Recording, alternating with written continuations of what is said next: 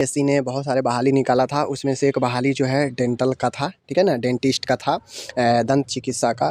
तो उसमें जो है बहाली था, तो उसमें क्या हुआ है, अभी जो नोटिस जारी किया गया है डीबी के लिए, डॉक्यूमेंट वेरिफिकेशन के लिए, उसमें 2 तरीके से कटअप को दिया गया है, ठीक है ना। 2 तरीके से कटअप को क्या दिया गया है, आप सभी नीचे आएँगे तो सारा चीज़ डिटेल्स में लिखे गए हैं। ऊपर से जब आप नीचे आते हैं तो आपको देखने को मिलता है, नीचे सबसे नीचे जो कटअप में आएँगे आप लोग तो आपको देखने को यहाँ पे मिलता है, देख सकते हैं कि यहाँ पे जो दिया गया है कटअप, ठीक है ना, 13 से 16 तक इसका होने वाला है। अब बहुत लोग जो बीटीएससी के फॉर्म भरे उनके मन में संशय है। संशय क्या है कि यहाँ पे जो दंत चिकित्सा का कटअप दिया गया है पूर्णांक 100 था, ठीक है ना। बिहार राज्य से बाहर के संस्थानों से उत्तीर्ण का कटअप ये है, और बिहार राज्य के संस्थानों से जो उत्तीर्ण है उनका कटअप ये है। यानी बिहार राज्य से जो किए हैं डेंटिस्ट का कोर्स बीडीएस का, उनका कटअप ये है, और जो बिहार राज्य से बाहर के जगहों से किए हैं, कॉलेज से किए हैं, उनका कटअप ए है।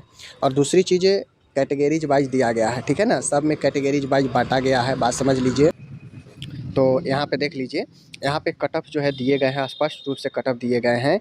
अब यहाँ पे संशय क्या उठ रहा है लोगों के मन में, तो लोगों के मन में ये संशय उठ रहा है कि जो बीटीएससी स्टाफ नर्स की बहाली है, उसमें जो रजिस्ट्रेशन था वो नोटिफिकेशन में तो था कि भाई जो है बिहार का रजिस्ट्रेशन चाहिए, लेकिन जब कोर्ट का केस हुआ तो कोर्ट में ये हुआ कि नहीं, अभी फॉर्म भरने दिया जाए और इन लोग का चयन जो है फाइनल ऑर्डर के बाद जो है डिसाइड किया जाएगा। तो सब लोग फॉर्म भरा, लेकिन डेंटिस्ट में क्या था कि डेंटिस्ट में किसी भी स्टेट का रजिस्ट्रेशन मांग रहा था, ठीक है ना, किसी भी स्टेट का रजिस्ट्रेशन परमानेंट मांग रहा था, अन्य स्टेट का भी जो है यहाँ पे एक्सेप्ट कर रहा था, बात समझ गए।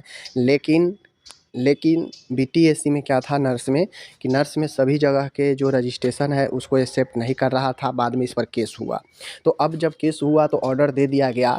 तो एक तो चीज़ें ऐसे हो सकती है कि अगर बीटीएससी बहाली क्लियर करने को चाहें तो वहाँ पे चीज़ें जो है दिक्कत हो सकती है। नर्स में अगर इस प्रकार से बाहर के संस्थान और बिहार के अंदर के संस्थान का अगर कटअप दिया जाए तो यहाँ पे निश्चित हो जाता है कि बिहार राज्य के अंदर का होंगे या बिहार से बाहर का होंगे, दोनों में से किसी को एक को तो नुकसान होगा ही होगा और किसी एक का फ़ायदा होगा ही होगा। क्योंकि हो सकता है बिहार में लोग कम जो है बिहार से किए हो और बाहर से ज़्यादा किए हो, या हो सकता है कि बाहर से कम किए हों और बिहार में ज़्यादा किए हों, बात समझ गए ना।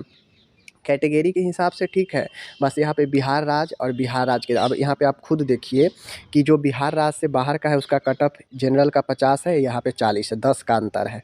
यहाँ पे ईडब्ल्यूएस का 45 है तो यहाँ पे 31 है, ठीक है ना। यहाँ पे देखिए आप लोग ईबीसी का 38 है तो यहाँ पे बिहार राज्य का 26 है। कितना, लगभग 10-10 का, 10-12 का सब में जो है डिफरेंस है, 10-12 का, तो काफ़ी ज़्यादा डिफरेंस होता है। तो अगर बीटीएससी इससे बहाली को क्लियर करना चाहता है तो मैं तो सीधा सीधा कहता हूँ कि इस प्रकार से कटअप नर्स में मान्य नहीं होगा, ठीक है ना। इस प्रकार से कटअप अगर वो देंगे, क्योंकि अभी कोर्ट का फाइनल ऑर्डर नहीं है, जजमेंट नहीं है, और अपने मन से अगर बाहर और अंदर के संस्थान का डिसाइड करके कटअप देंगे तो फिर ये बीटीएससी के लिए काफ़ी जो है आसान होने नहीं जा रहा है। तो ये बात को बीटीएससी को भी समझना चाहिए और सोच समझ के करना चाहिए।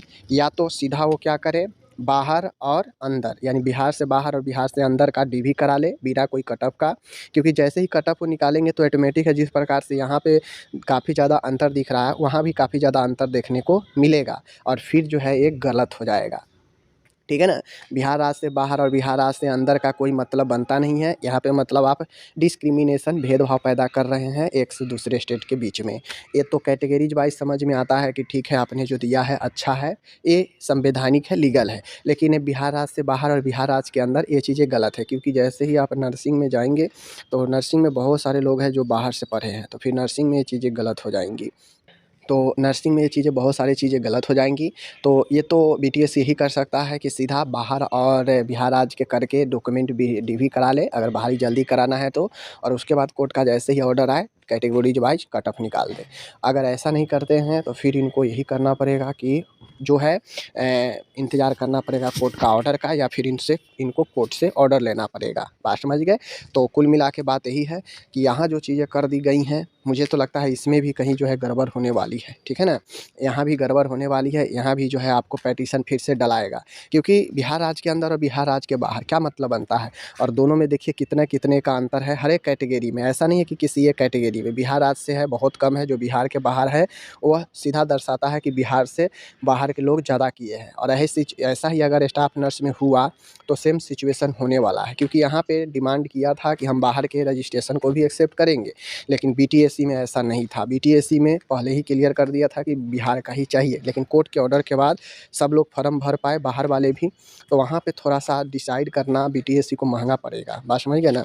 तो आप लोग टेंशन नहीं लीजिए, कोर्ट का ऑर्डर का इंतज़ार करें, या फिर जो है बिना कट ऑफ के डीवी करा ले, बाहर और अंदर का डिवाइडेड करके। तो बीटीएससी के पास स्टाफ नर्स में ही एक ऑप्शन है। अगर ऐसा ही सिचुएशन इन्होंने स्टाफ नर्स में किया तो 100% मानिए कि स्टाफ नर्स की बहाली फिर से फंसेगी, क्योंकि जो बाहर वाले हैं ज़्यादा कट ऑफ जाएगा तो वो लोग फिर कोर्ट में जाएंगे ही, क्योंकि स्टेट और राज्य और जगह के हिसाब से आप भेदभाव नहीं कर सकते हैं। कैटेगरीज वाइज लीगली होता है तो ये तो कट ऑफ आएगा ही, लेकिन स्टेट वाइज बाहर और अंदर का करके कट ऑफ निकाले तो ये सही नहीं है। तो यही चीज़ मैं आपको समझाना चाह रहा था, ठीक है। बाकी देखिए, कोर्ट का जो सस्पेंशन है बीटीएससी स्टाफ नर्स में काफ़ी बनी हुई है।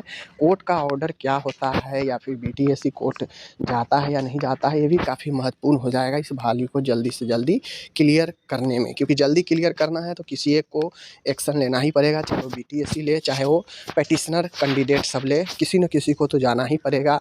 कोई नहीं जाएगा तो बहाली ऐसे ही अटकी रहेगी, ठीक है। और बीटीएससी कोई भी अपना दिमाग लगाएगा तो फिर वो बहाली पर असर पड़ेगा।